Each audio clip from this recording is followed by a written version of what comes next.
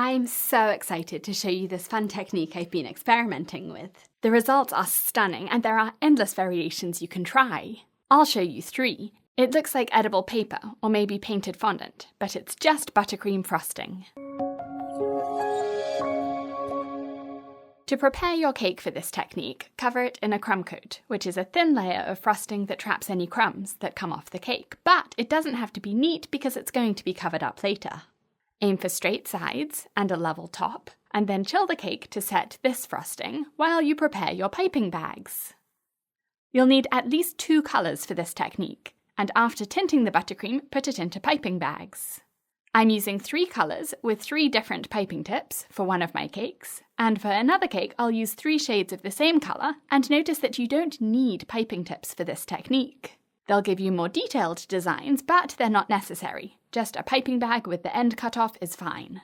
One way to incorporate 2 colours quickly, with just one piping bag, is to do two-tone frosting, where you fill half of the piping bag with one colour, and then the other half with another colour. And I'll use this for my 3rd cake. Take your chilled cake out of the fridge and pipe away. You can cover the whole cake with piping, like I'm doing with these roses.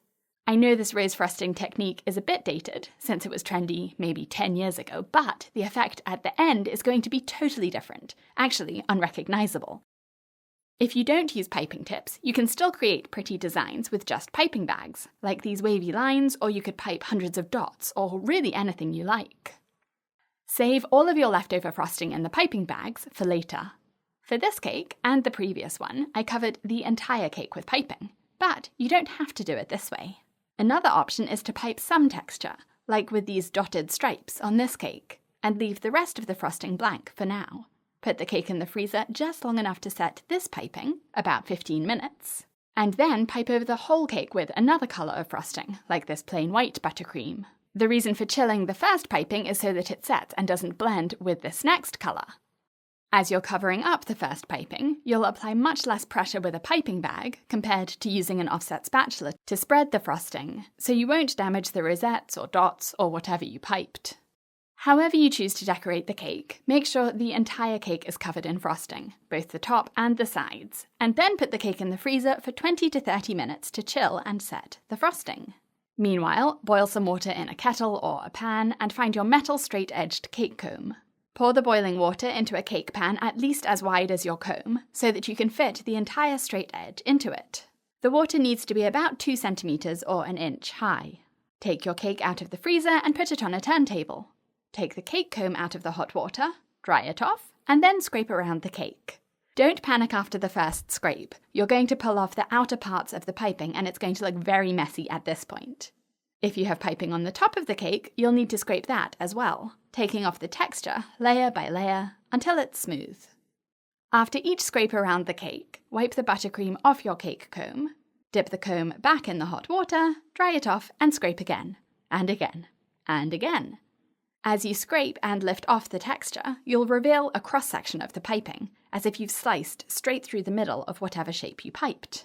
The result is a very intricate design that looks like it's been printed or painted onto the cake, except it's just piped buttercream that's been given a facelift. By the way, I share a new tutorial every week with tips and tricks and techniques for cake decorating, and if you want to see more, click the subscribe button. Visit my cake school on britishgirlbakes.com or click the link at the top of the screen or in the video description. Okay, now for some practical tips about this technique. As you're scraping the frosting off, go in different directions, scraping up as well as around the cake, to take off the outer layer. It's quicker to scrape up than around. But then switch to going around the cake at the end to get the curve of the cake sides smooth. Remember that I said to save the leftover frosting in your piping bags?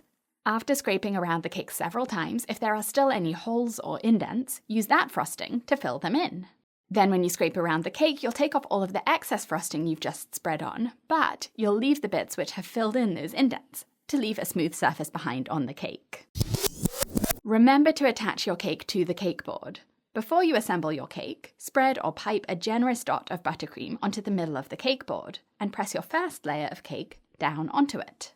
When you chill your cake later, the buttercream dot will get cold and hard, and it will act like glue, securing your cake to the board so it doesn't slide around while you're scraping off the piped frosting. This is important for frosting any cake, but it's especially important for this technique because you're applying so much pressure to scrape off that textured piping. Don't leave your cake in the freezer any longer than 20 to 30 minutes because the frosting will freeze, rather than just getting cold and firm, and it will be hard work to scrape off the outer layers.